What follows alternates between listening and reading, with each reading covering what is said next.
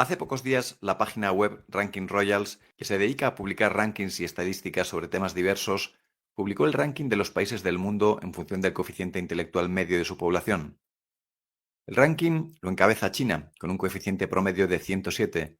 España aparece en el 10º puesto, con 102, y Estados Unidos cae hasta la posición número 30, con un mediocre 99. Esta sencilla estadística mueve la reflexión, como tantos y tantos datos llamativos que se publican sobre la realidad de China, pero sobre todo llama a reflexionar sobre lo que a nosotros nos interesa, cómo deben actuar, cómo deben posicionarse los países hispanos. Estos últimos 200 años de historia nos han enseñado con claridad, como hemos revelado en múltiples vídeos de este canal, que el gran enemigo de la comunidad hispana, antes, durante y después de la gran secesión que nos fragmentó en 20 estados, es la anglosfera. La hispanidad solo puede construirse de espaldas a la anglosfera, en oposición a ella, en enfrentamiento a su constante acción que busca dividirnos, debilitarnos en los terrenos cultural, económico, social y político. Uno de los mandamientos de estrategia geopolítica más elemental se puede cifrar en el conocido dicho de "el enemigo de mi enemigo es mi amigo". Los propios anglosajones, que llevan siglos siguiendo a rajatabla los principios de geoestrategia más indignos para debilitar al resto de la humanidad, han practicado este mandamiento con abnegación, siendo uno de los ejemplos más llamativos las frases que Churchill pronunció en el Parlamento para refrendar la alianza con Stalin frente a Hitler. Nos parece tan evidente que el camino geoestratégico correcto para la hispanidad pasa por acercarnos más, por trabajar en mayor colaboración con China. En este vídeo queremos apuntar a las 10 razones que nos hacen concluir que esta es la mejor alternativa para nuestros países, la más beneficiosa para nuestros ciudadanos. Ojo, aliarse más estrechamente, colaborar con mayor cercanía con China no quiere decir subordinarse. Siempre abogaremos por una hispanidad soberana, independiente, que toma decisiones inteligentes en pro de su beneficio, decisiones que se adaptan a un entorno cambiante. El mayor ejemplo del tipo de alianza, de colaboración que en absoluto implica subordinarse a la potencia hegemónica, sino que redunda principalmente en beneficio propio, es la alianza de la propia China con Estados Unidos, que comenzó hace más de 40 años, alianza económica que supuso que las fábricas de las multinacionales estadounidenses se deslocalizaran en China buscando el beneficio rápido al aprovecharse de sus bajos salarios, pero que con el correr de las décadas ha creado el mayor milagro económico de la historia, el milagro que ha transformado a China de un país tercermundista a ser el gran hegemón mundial, que ya ha dejado atrás a Estados Unidos en incontables rúbricas, tanto en el terreno económico como en el industrial, tecnológico y militar. Uno de los motivos por los que abordamos este vídeo es para romper el marco mental que nos ha creado la anglosfera. Es imprescindible que salgamos a jugar la partida geopolítica habiendo despedazado ese marco mental, porque mantenernos en él es la mejor manera de perjudicarnos y fracasar. La anglosfera trabaja constantemente coordinando los esfuerzos de sus agencias de inteligencia, industria de generación de contenidos, medios de comunicación, sean públicos o privados, para generar una perspectiva negativa, degradada, difamatoria de China. Lógico, se juega en su hegemonía. Uno de los mejores ejemplos de hasta qué extremos es capaz de llegar la anglosfera para difamar a China es la polémica que surgió con la BBC, la tan ridículamente admirada televisión pública inglesa, por el llamado filtro del inframundo, que aplicaban a todas las imágenes que mostraban sobre China. Esta polémica se intensificó especialmente en el año 2021, cuando la BBC publicó reportajes y vídeos sobre China, incluyendo uno sobre la recuperación de Wuhan tras el brote de COVID, en el que se demostró que la BBC aplicó un filtro grisáceo que alteraba la apariencia real del lugar, haciéndolo parecer más degradado y sombrío. La manipulación fue tan extrema que llegó a haber un conflicto diplomático entre China y Reino Unido al respecto. Afortunadamente, no se pueden poner puertas al campo, solo hay que acercarse a cualquier red social para ver imágenes verdaderamente deslumbrantes de las ciudades chinas, ciudades que hacen pensar que China lleva unas décadas de adelanto ya sobre Occidente. Es imprescindible que reflexionemos sobre la autotransformación tan radical que China ha sido capaz de ejecutar, la velocidad de esa transformación y que nos posicionemos adecuadamente ante el futuro. Por eso pasamos a explicar las que entendemos son las 10 grandes razones por las que la hispanidad debe buscar un acercamiento estratégico con China. Primera razón, la historia común.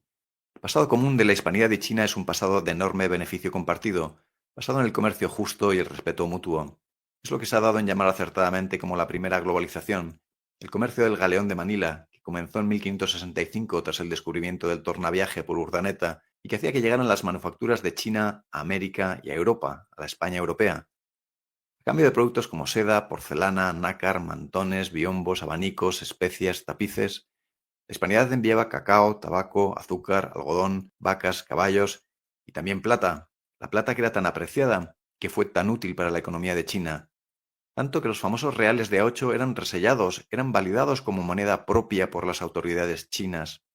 Los reales de A8 españoles fueron resellados en China principalmente durante el siglo XVIII y hasta principios del siglo XIX, con un auge máximo en la época del emperador Jia Qing. Durante este periodo, la moneda española se convirtió en la principal divisa circulante en China, y era común que se le aplicaran resellos o sellos chinos. Esta historia de éxito y respeto común debería ser constantemente mencionada y puesta en valor en todas las interacciones de los diplomáticos de los países hispanos con el gigante chino.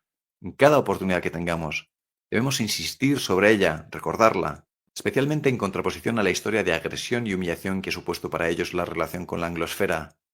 Sin duda, los chinos sabrán extraer de este recuerdo una lección que a nosotros nos interesa.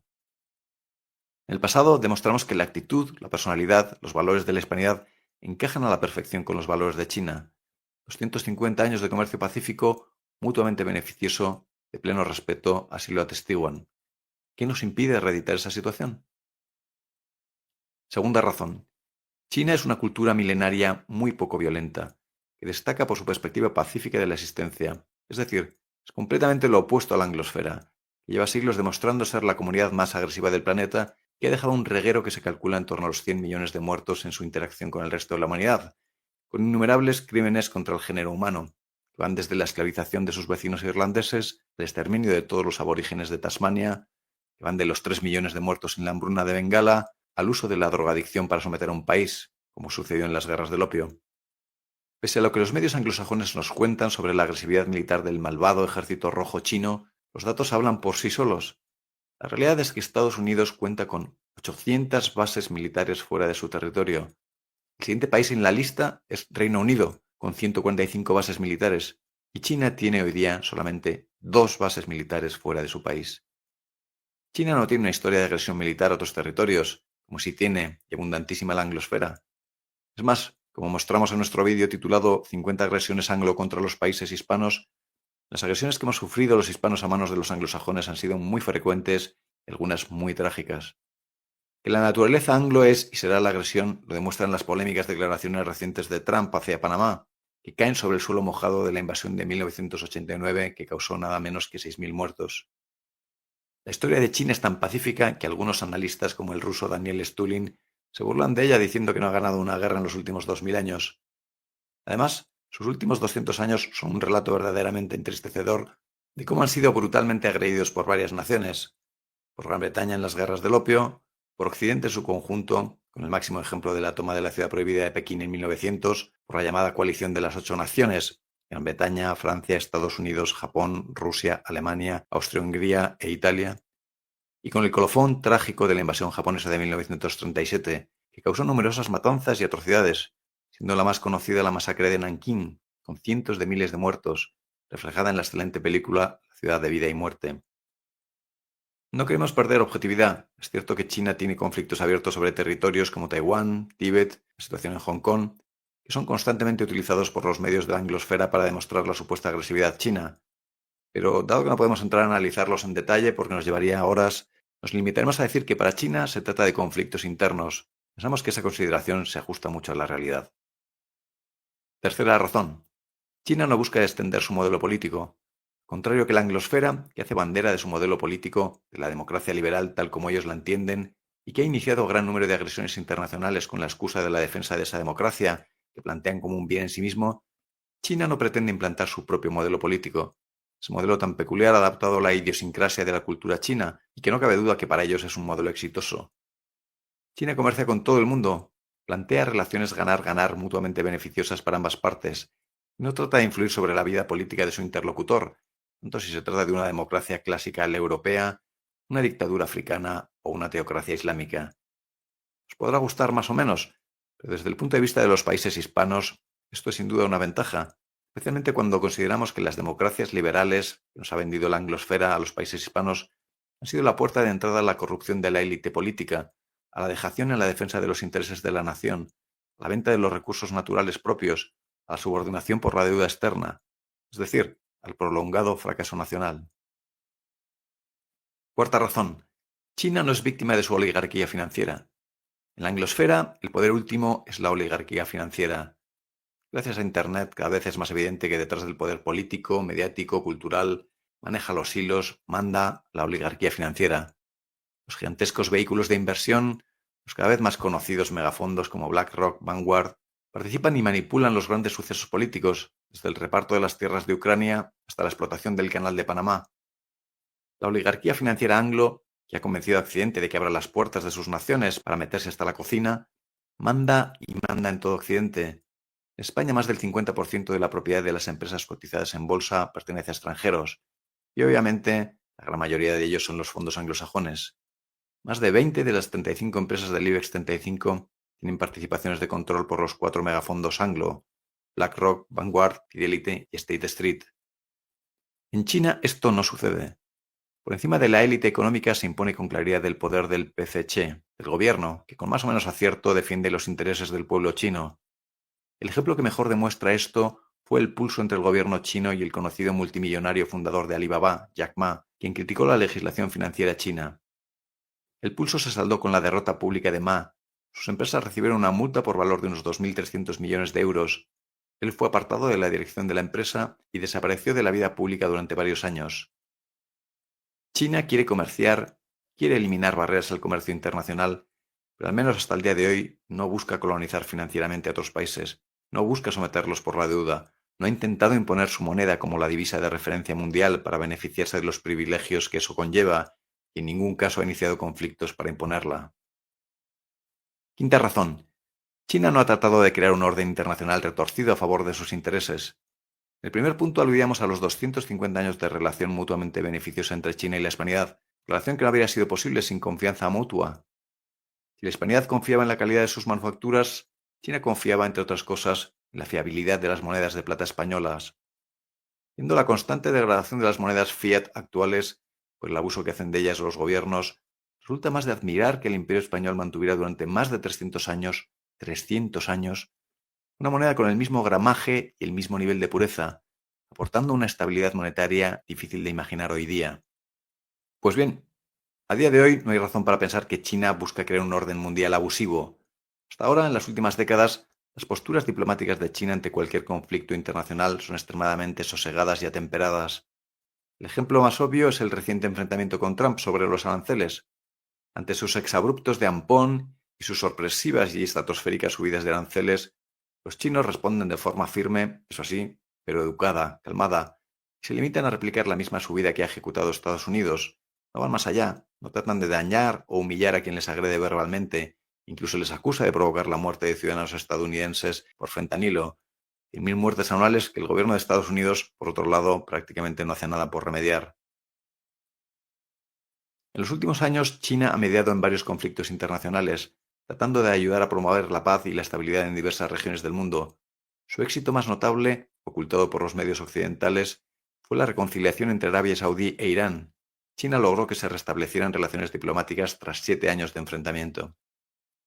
Frente a esta actitud que al menos hasta el día de hoy debemos reconocer que es de calma, de respeto, de búsqueda del entendimiento a través de la diplomacia, tenemos el otro extremo, la anglosfera, que desde el fin de la Segunda Guerra Mundial ha buscado crear un orden internacional retorcido, manipulado a favor de sus intereses más egoístas.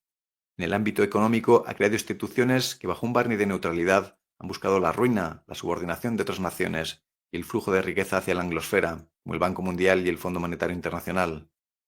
Ha creado también alianzas militares como la OTAN, cuyo verdadero fin es controlar a las naciones aliadas y neutrales para manipularlas y hacer que operen para mantener la hegemonía anglosajona. La anglosfera es la reina de la mentira, de la manipulación en la comunicación, de las operaciones psicológicas de alcance universal, de la falsa bandera, desde el Maine al Nord Stream, desde la bahía de Tonkin a las armas de destrucción masiva. China, por ahora, no ha mostrado ser así. ¿En quién deberíamos confiar? Sexta razón. China ha realizado el mayor y más vertiginoso milagro económico de la historia de la humanidad. Desde las reformas económicas de 1978 de Deng Xiaoping, China ha mantenido un crecimiento del PIB promedio anual cercano al 10%, superando a todas las economías emergentes y desarrolladas. En apenas 20 años, la pobreza absoluta en China se redujo drásticamente, desde un 41% de la población en 1978 a solo un 5% en el 2001. El PIB de China, sobre el total del PIB mundial, ha pasado de ser el 3% en 1980 a ser más del 20% hoy día. Con su resurgir imparable, China ha conseguido que el centro del mundo retorne desde Occidente, donde podemos considerar que ha estado en los últimos siglos, a Asia. Las impresionantes imágenes de las ciudades chinas, de sus novísimas infraestructuras construidas en tiempo récord, son el mejor exponente de lo que la hispanidad necesita. La hispanidad necesita con ansia un espaldarazo económico. China es el vivo ejemplo de que es posible. Mejor ayuda de tratar de acercarnos, de aprender de quien ha logrado lo que nosotros queremos lograr. Séptima razón. China va a liderar las ciencias. En el pasado, gran parte del poder de la anglosfera se ha soportado en sus innovaciones en el ámbito científico. Las universidades estadounidenses, por ejemplo, reclutaron talento internacional y lo pusieron al servicio de los intereses nacionales, notablemente en el ámbito militar y con relevantes repercusiones en el ámbito civil. Pero como en tantas otras materias, China ha logrado hacer el sorpaso. Las universidades de Tsinghua y de Pekín aparecen ya en los rankings anglosajones entre las 10 mejores del mundo. Cada año en China se gradúan aproximadamente 4 millones de estudiantes en carreras STEM, ciencia, tecnología, ingeniería y matemáticas, mientras que Estados Unidos apenas llega al 10% de esa cifra. Este enorme foco sobre la formación y la innovación en el ámbito STEM tiene su paralelo en el mundo empresarial. El caso de Huawei es un buen exponente de ello. Huawei cuenta con varios centros de investigación. El campus de Shanghái es el más grande de todos ellos. Alberga más de 30.000 empleados y está diseñado para integrar todas las actividades de investigación y desarrollo de la compañía en un solo lugar, facilitando la colaboración entre trabajadores de las distintas disciplinas. Octava razón. China lidera ya la innovación.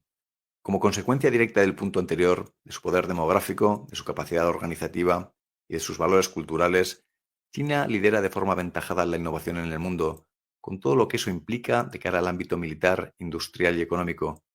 Hace poco más de un año, el Instituto Australiano de Política Estratégica, una institución de la anglosfera financiada en parte por sus ministerios de Asuntos Exteriores, revelaba que China domina en 37 de las 44 categorías o ámbitos de innovación que definían.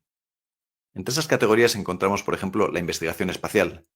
En ese ámbito, ayer mismo saltó la noticia de que China anunció planes para construir una central nuclear en la Luna, como parte de su proyecto para establecer la Estación Internacional de Investigación Lunar. Su previsión apunta a construir un modelo básico de la estación para 2035. China lidera la investigación y desarrollo en generación de energía. En este sentido, China está desarrollando y operando un reactor de sales fundidas de torio, una tecnología nuclear avanzada que utiliza torio en lugar de uranio como combustible. Este reactor logró la fisión nuclear sostenida y comenzó a operar a plena potencia en 2024. El torio es un recurso más abundante y seguro que el uranio, produce menos residuos radiactivos y ofrece una generación energética más limpia y eficiente. Otro de sus proyectos más impactantes en el capítulo de la generación de energía es el desarrollo de lo que se ha llamado un sol artificial, un reactor experimental de fusión nuclear cuyo objetivo es replicar en la Tierra el proceso de fusión nuclear que ocurre en el Sol, generando una fuente de energía limpia, sostenible y casi ilimitada. China lidera también en apartados como robótica, materiales avanzados, tecnología cuántica, vehículos hipersónicos con capacidad nuclear, redes 5G, tecnologías de comunicación avanzadas. Todo apunta a que lo seguirá haciendo durante mucho, mucho tiempo. ¿Tiene sentido permanecer de espaldas a China? Novena razón. El dominio económico de China es abrumador. En los siglos XVI y XVII, China representaba aproximadamente entre el 25 y el 30% del PIB mundial, siendo la economía más grande y rica del mundo por aquel entonces. La India suponía en aquel tiempo otro 20 o 25%. Es decir, que sin duda el centro económico del mundo era Asia, y así lo venía siendo por muchos siglos. En pocos años, tras un aciago siglo de la humillación, China ha conseguido salir del pozo y volver a la situación de partida, y la realidad que muestran los datos es apabullante, casi abracadabrante. China domina con cifras espectaculares la producción industrial mundial en varios sectores clave. Repasemos algunos datos. China produce cerca del 48% del cemento mundial, cuando Estados Unidos produce el 2%. China es responsable de más del 54% de la producción mundial de acero, cuando Estados Unidos produce el 4%. Este dominio incluso podría aumentar en los próximos años, porque hace pocos meses saltó la noticia de que China ha desarrollado una tecnología revolucionaria para producir hierro y acero, que podría abaratar mucho su fabricación y hacerla más limpia y eficiente. Este nuevo método permite fabricar hierro en solo 6 segundos, frente a las 6 horas que requiere el proceso tradicional de altos hornos. Además, elimina completamente la necesidad de usar carbón, lo que reduce drásticamente las emisiones de CO2. China también produce aproximadamente el 80% de las baterías de litio a nivel mundial, consolidándose como líder absoluto en este sector. También controla el 80% de la capacidad mundial de fabricación de paneles solares. En el ámbito naval, China produce el 50% de los barcos de transporte del mundo, cuando por ejemplo Estados Unidos apenas produce el 0,1%. Hace unas semanas, el secretario de Transporte estadounidense se quejaba amargamente en televisión de que en el año 2022 Estados Unidos había fabricado 5 barcos de transporte, mientras China había fabricado 1.800. Si el eje industrial y económico del mundo vuelve a ser Asia y en especial China, ¿hacia dónde deberemos volcar nuestra atención? Décima razón. La alianza con China, incluso de muy baja intensidad, ya demuestra ser un éxito hoy día. El mejor ejemplo es el megapuerto de Chancay, en Perú, inaugurado en noviembre de 2024. Es el mayor puerto comercial de Sudamérica y un proyecto emblemático que demuestra el planteamiento ganar-ganar de la cooperación con China. Construido y financiado por la empresa estatal china COSCO Shipping, el puerto cuenta con 15 muelles, oficinas, servicios logísticos y un túnel de 2 kilómetros para salida de carga.